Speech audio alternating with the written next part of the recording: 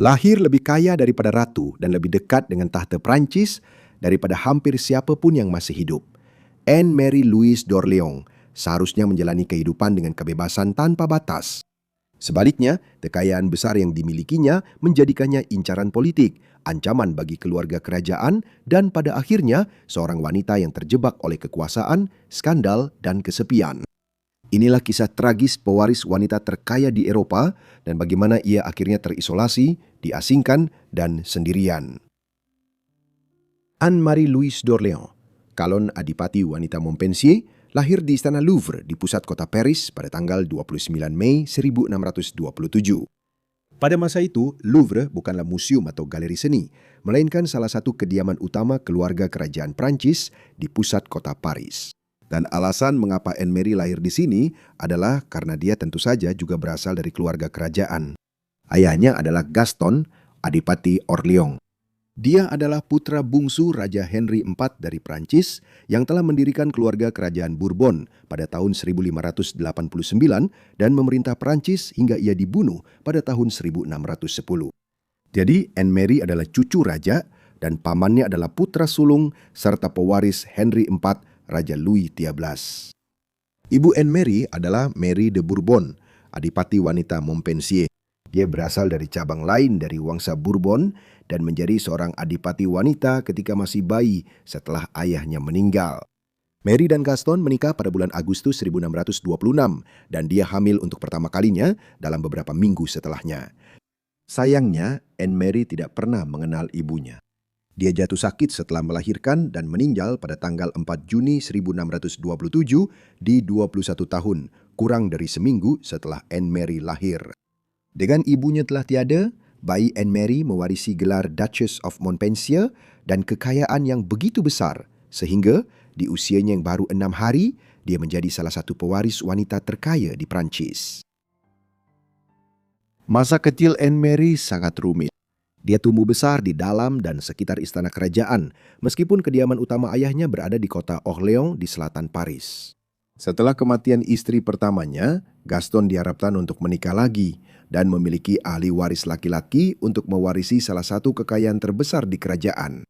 Namun, pada tahun-tahun berikutnya, ia justru menjalin hubungan dengan Marguerite dari Lorraine dan diam-diam menikahinya pada tahun 1632 setelah saudaranya, Louis XIII, menolak memberikan izin untuk pernikahan tersebut. Raja menentang pernikahan tersebut karena alasan politik, karena Prancis sedang berselisih dengan Lorraine pada saat itu.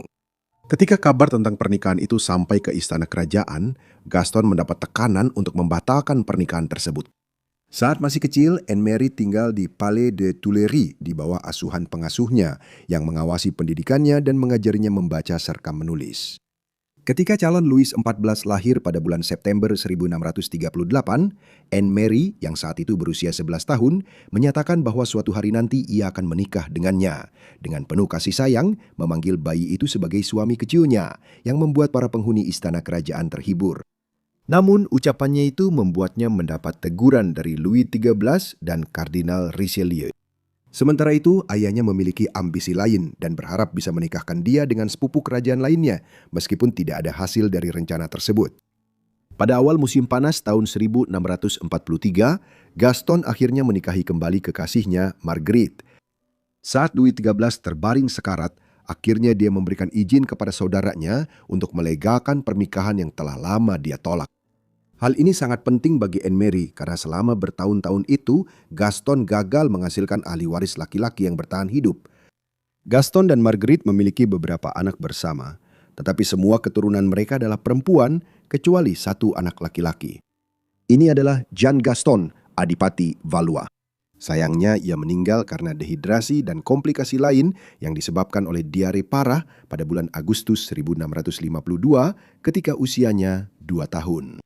Ini berarti bahwa Anne Marie sebagai putri tertua ayahnya suatu hari akan mewarisi tanah dan gelar yang sangat luas milik ayahnya, menjadikannya salah satu putri paling diidamkan di Eropa. Namun tindakannya segera akan membawanya ke jalan yang jauh lebih gelap. Pada saat adik laki-lakinya meninggal pada bulan Agustus 1652, Anne Marie telah membangun nama besar untuk dirinya sendiri dalam dunia politik Prancis. Hal ini terkait dengan perang saudara yang sedang berlangsung di negara itu. Pada bulan Mei 1643, sepupu Anne Mary yang berusia 4,5 tahun telah menggantikan ayahnya sebagai Raja Louis ke-14 dari Prancis. Dia terlalu muda untuk memerintah selama bertahun-tahun, dan Prancis saat itu terjebak dalam perang 30 tahun melawan Habsburg, Austria, dan Spanyol.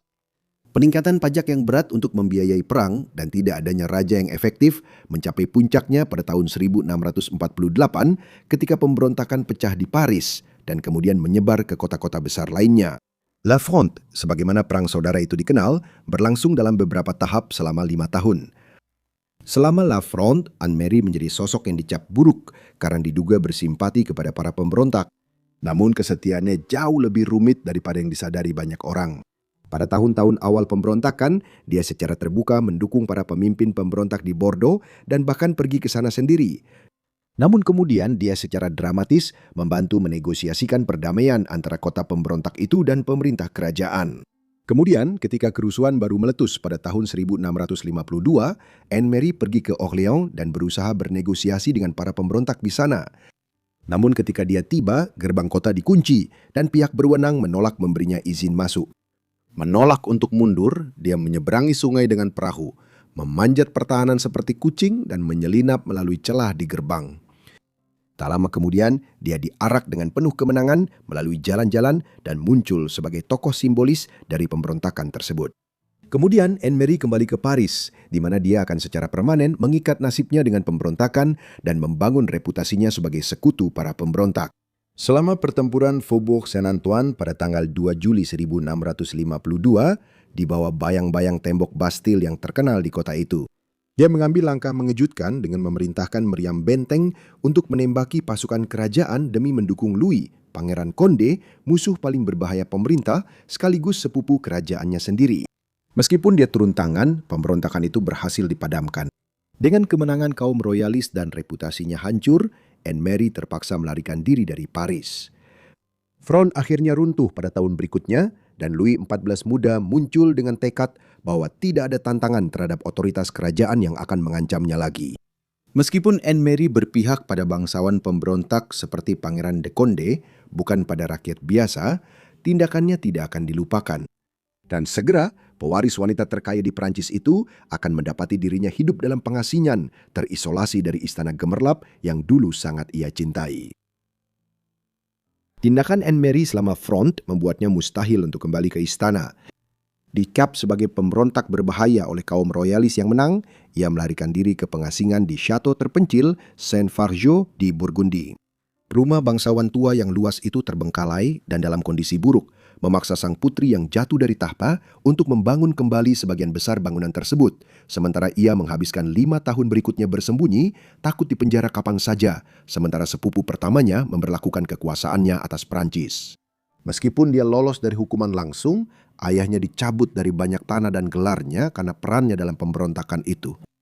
Selama tahun-tahun pengasingannya, Anne Mary mengubah Saint-Fargeau menjadi sebuah kediaman barok yang megah, mempekerjakan arsitek Louis Le Vau yang kemudian menjadi terkenal karena karyanya di Istana Versailles.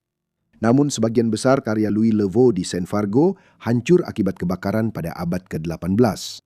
Pada tahun 1657, kekacauan perang saudara mulai memudar dari ingatan, dan Anne Mary yang berusia 30 tahun akhirnya memutuskan untuk keluar dari pengasingan. Ayahnya yang juga kehilangan dukungan selama Fronde baru-baru ini diizinkan kembali ke istana kerajaan oleh Raja Muda dan Anne Mary segera bergabung dengannya. Di istana, Anne Mary dianggap oleh para bangsawan dan bahkan anggota keluarga yang sudah lama tidak melihatnya sebagai wanita yang cukup cantik, tetapi jauh dari sosok yang dianggap primadona istana Prancis. Namun, apa yang kurang darinya dalam hal pesona, lebih dari cukup ia kompensasi dengan kekayaan. Dia sudah menjadi salah satu wanita terkaya di Prancis, tetapi kekayaannya yang luar biasa semakin bertambah setelah kematian ayahnya.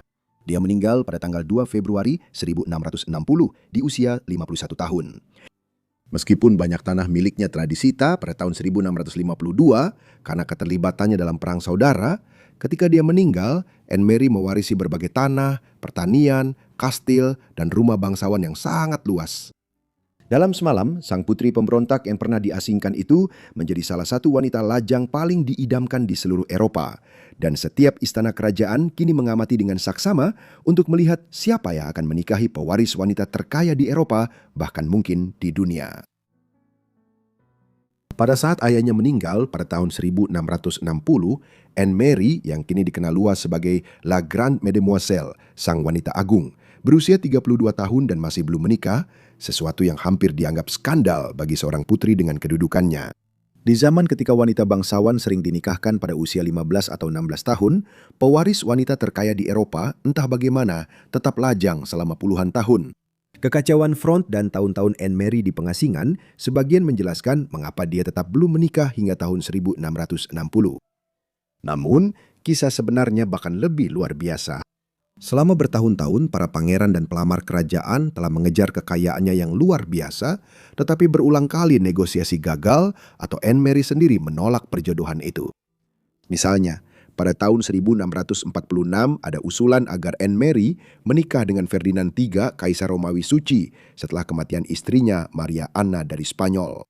Pernikahan seperti itu antara sepupu pertama Louis XIV dan penguasa Kekaisaran Habsburg mungkin bisa membantu memperkuat negosiasi perdamaian selama tahun-tahun terakhir Perang 30 tahun. Namun pada akhirnya pembicaraan tersebut gagal. Ferdinand malah menikahi Maria Leopoldine dari Austria pada tahun 1648 dan kemudian Eleonora Gonzaga. Kemudian, front dan tahun-tahun Anne Mary di pengasingan hampir menghancurkan prospek pernikahannya. Tetapi setelah ia kembali ke istana pada tahun 1657, pewaris wanita terkaya di Eropa tiba-tiba kembali menjadi incaran. Salah satu usulan bahkan menyarankan agar dia menikah dengan Philippe I, Adipati Orleans, sepupu pertamanya dan adik laki-laki dari Louis XIV. Namun Philip 13 tahun lebih muda dari Anne Mary, terkenal kekanak-kanakan dan masih sangat terikat pada ibunya. Jadi Anne Mary menolak perjodohan itu. Pada akhirnya Philip akan menikahi Henrietta Anne Stuart, saudara perempuan Raja Charles II dari Inggris. Selama bertahun-tahun juga pernah ada pembicaraan tentang menikahkan Anne Mary dengan Charles saat dia berada dalam pengasingan di benua Eropa. Namun setelah restorasi monarki Inggris pada tahun 1660 memungkinkan Charles kembali ke Inggris dan merebut kembali tahtanya, ia justru menikahi Catherine dari Braganza, seorang putri Portugis yang mas kawinnya membawa Inggris uang serta kepemilikan seberang laut yang berharga. Pelamar utama terakhir Anne Mary juga berasal dari keluarga kerajaan Portugis. Pada tahun 1663, Louis ke-14 menyarankan agar ia menikah dengan Afonso ke-6 dari Portugal. Namun, lamaran itu membuatnya sangat ketakutan. Afonso 16 tahun lebih muda dari Anne Mary, cacat fisik, dan secara luas dianggap tidak stabil serta belum dewasa. Anne Mary sama sekali tidak ingin meninggalkan Prancis untuk menikahi seorang raja muda asing di Lisbon yang jauh.